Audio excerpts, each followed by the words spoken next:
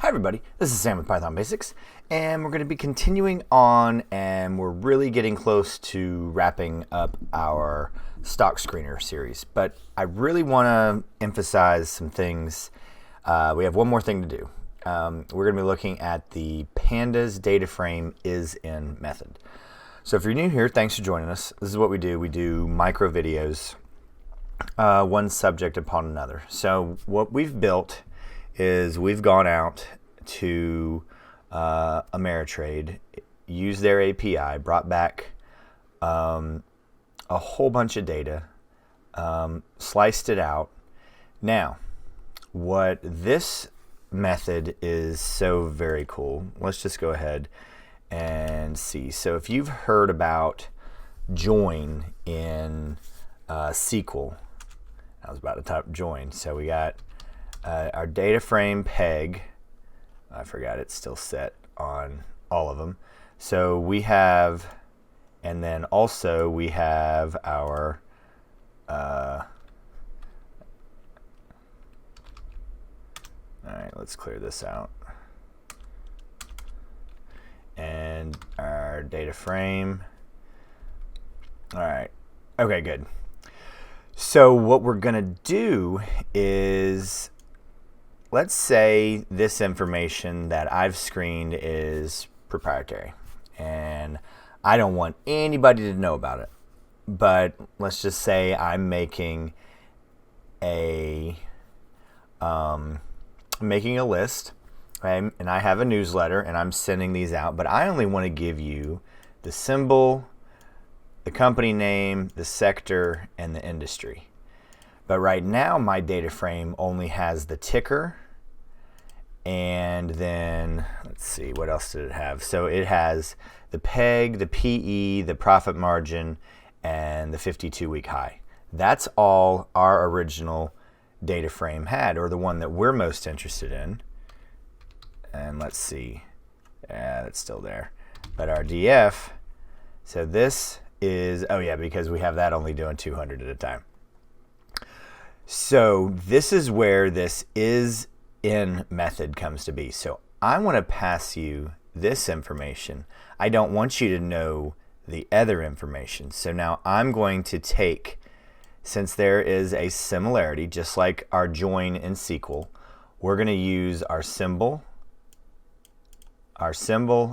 column, and our symbol column, and that's how we're going to associate. And then this data frame, only with this information will come out. So let's just go ahead and do this.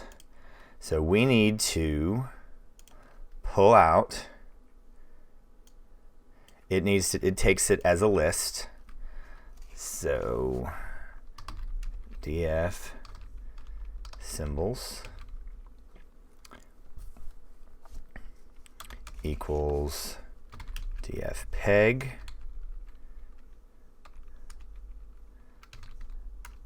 symbol. Close this out. Then I'm going to put this into a list, because like I said, my is-in method takes a list. So now I have from my here df symbols.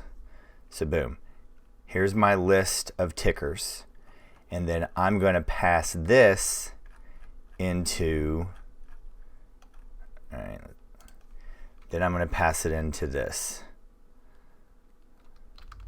And this is going to make a boolean just like all of our other series. So I pass this, and once you do this a couple times, it makes sense.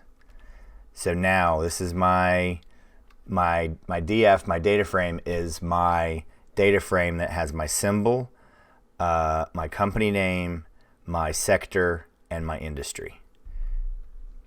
And that one was capital S, capital SY, and symbol. Close this out. Is in, then I'm going to pass it the list, and we call that df symbols. This is just like our indexing, just like this over here. So it's a little odd at first when you think about it, when you see it, but once you do it a few times, it makes a lot of sense. So now new, I just have true and false. So is it in or is it not? So then I pass this, and here's my new series. Excuse me, data frame. So then I'm going to pass this boolean, just like if it's passing or failing, just like this scenario, just like here.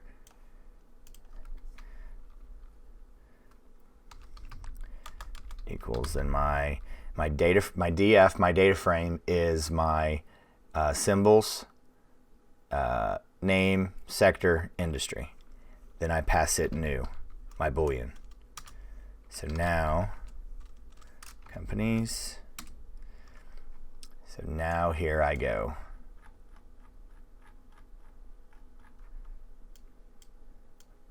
Should have changed that setting. So now, unbeknownst to the recipients, they have no idea how I've come up with this list. All they know is that this list is highly qualified companies to move up higher. They don't know the criterion. That is, I keep that on my end, and there is no extra work. I don't have to touch. But this is a perfect example of how you would go through and use that API to check for anything moving that is perfect for what you deem is ideal for perfect movers. If you're interested in, I know I've gotten a question on volume. So you compare these two databases, data frames to each other. And then you go the is in, and these data frames act exactly like tables, and you use the is in to do your joins. So there we go, guys. I know it's a little bit longer today, but this was very important, and this needed to be its own carved out video. So as always, guys, please drop any comments, questions, video requests. Make sure you're staying tuned until the end to watch any of these videos that you may not have seen before. And as always, guys, thanks for watching. Stay tuned, and we'll see you next time. Bye, guys. Hey, guys, thanks for joining us today. I hope you really enjoyed today's video. And if you haven't, check out this video right here or this one right down here. And most important, make sure you're hitting this subscribe button and the notification bell. Thanks again for joining us, and we hope to see you next time. Bye, guys.